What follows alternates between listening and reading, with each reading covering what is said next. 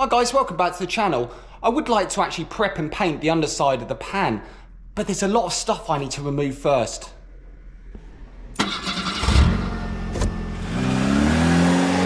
What would be great in this situation is if I could use a ramp to take the car off the ground and work on the underside, but that's not actually an option for me. So here's the plan. I'm going to remove the front beam there, the pedal assembly, the brake hoses, everything I need to remove this front beam from the frame head. I'll also be removing the handbrake assembly there, heater controls, and at the rear here I'll be taking the gearbox off, the swing axles, shock absorbers, basically strip the back end there. I would like to strip off these components anyway, but what will happen is I should be able to easily turn the pan over without all these components bolted on.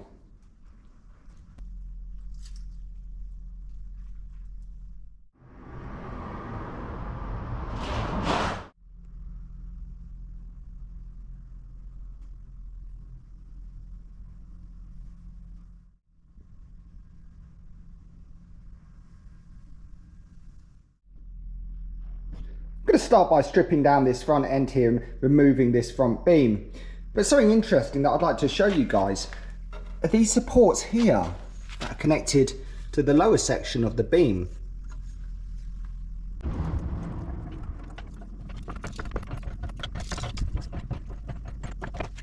So these supports have been fitted to the vehicle just to give it some extra strength, just to stop the front axle twisting and the frame head. But here's the weird thing, I've never actually seen these fitted to a standard Beetle. I did ask a friend about these, and he was saying that he has seen them previously fitted on VW Trekkers, and I've seen them fitted to the past on vehicles like Bahas and beach buggies, but never anything like this from standard. I mean, could this be something that Yanase fitted as an optional extra? Comments please.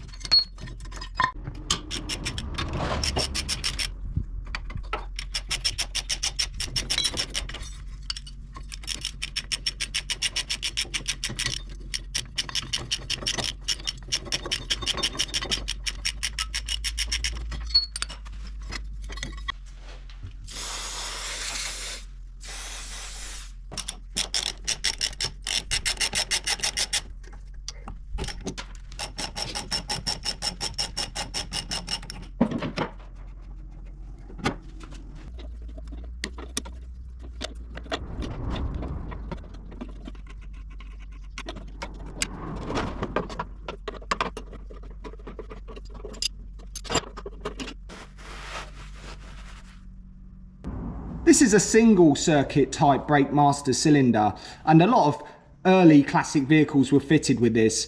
Basically, as you push down the brake pedal, a piston moves out, and then that feeds the hydraulic fluid to the calipers, drums, etc. On a lot of cars, this was later changed in favour of something called a dual circuit master cylinder. So whereas you have two pistons that move, that individually feed the front and rear brakes, and this is actually a good thing. On a dual master cylinder, if you were to have a leak, say on a flexi hose or union, and lose the brake fluid to the front brakes, the rear brakes will actually still operate, which is great if you want to stop.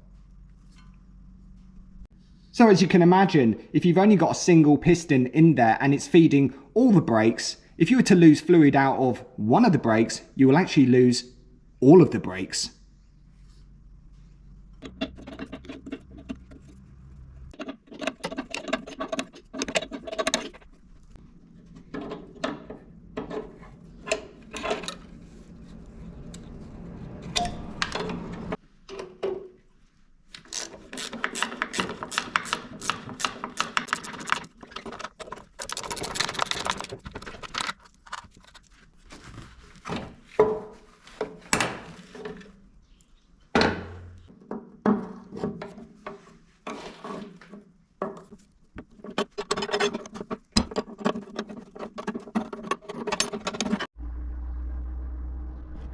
Here's an interesting thing on this brake flexi pipe here. You can see it's fitted with a spring and a clamp. On Beetles, where you have this kind of arc here on the brake flexi, sometimes what happens as you turn the wheel, it can actually rub the brake hose, and somebody's come up with this ingenious idea of actually installing a spring. I don't even know if this is original or not. I've not seen it before, but yeah, pretty nutty stuff.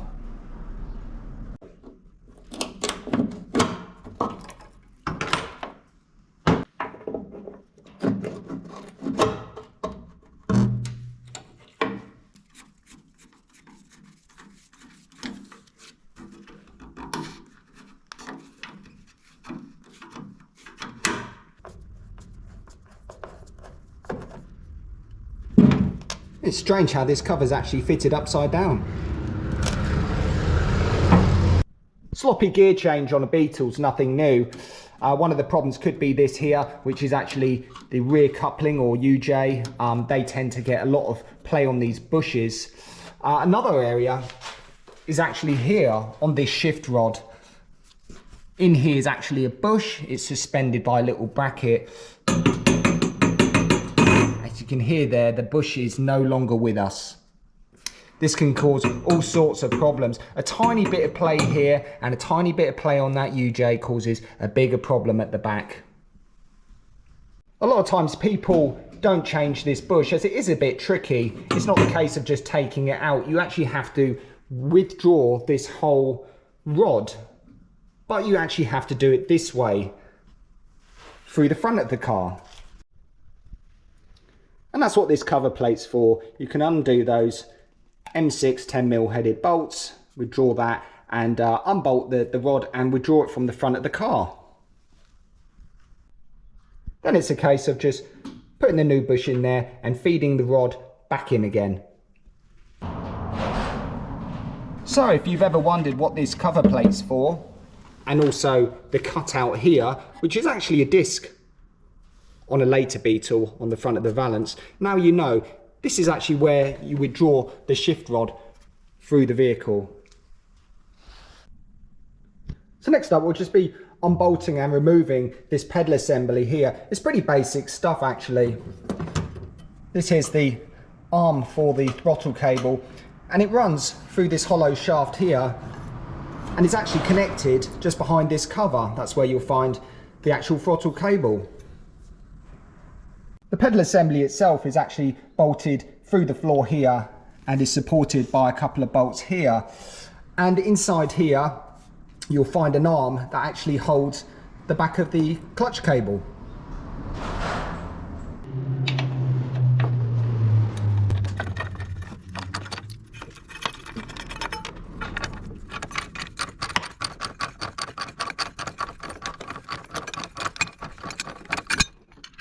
So that's the cover removed, and you can now see the throttle arm. If I move that, you can see it moving behind where the throttle pedal is. But this is quite interesting, is that somebody has actually used an electrical ring terminal at the end of the throttle cable. It's not supposed to be like this. It should have like a loop fixing.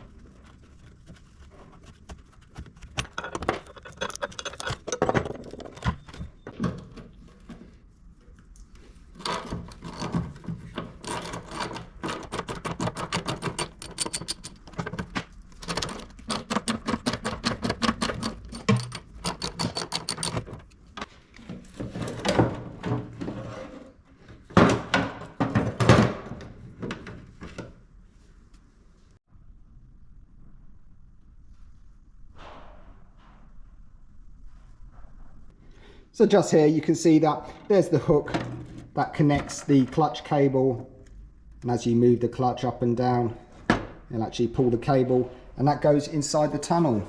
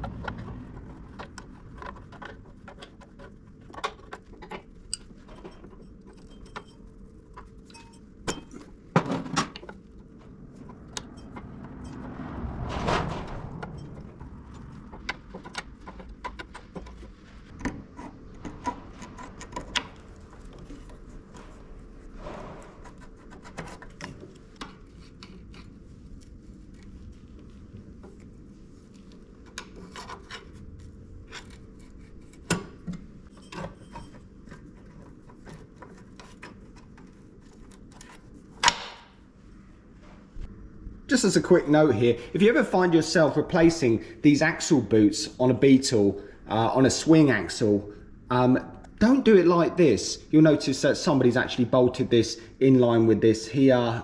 It's almost at the 12 o'clock angle, but this shaft actually will go up and down, and there's not much flex here. So what you want to do is where you have a join here, you want to either off-center it over here or over here, and then that way it puts less stress on the area here that's nut and bolted.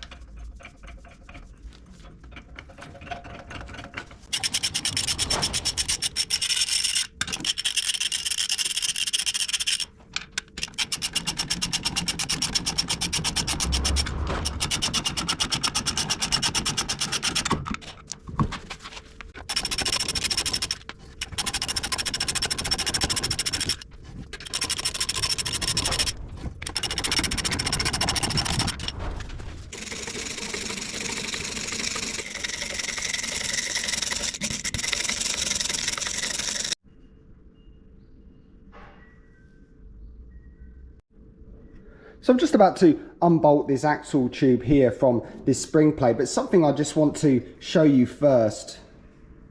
So if you do decide to take the axle tube off away from the spring plate, maybe for, I don't know, some suspension work or replacing the bushes or even lowering the vehicle, something that's worth mentioning here is this notch.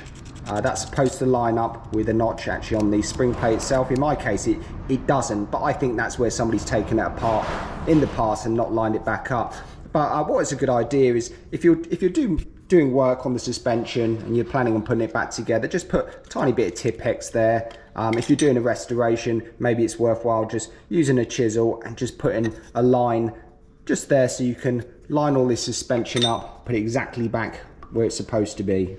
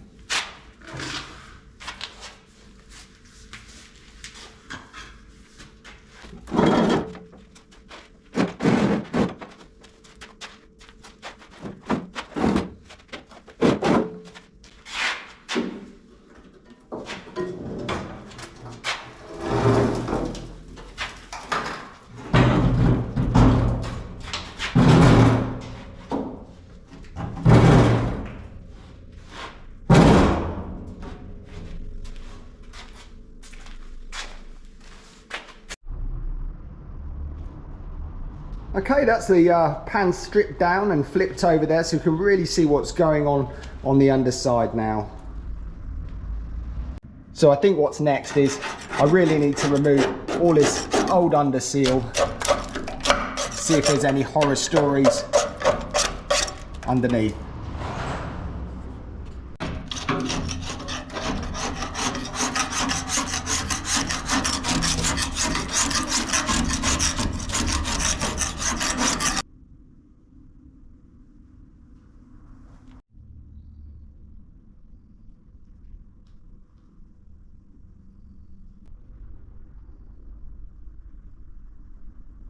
So I'm going to be continuing with this pan in another video. So I'll see you next time. Cheers!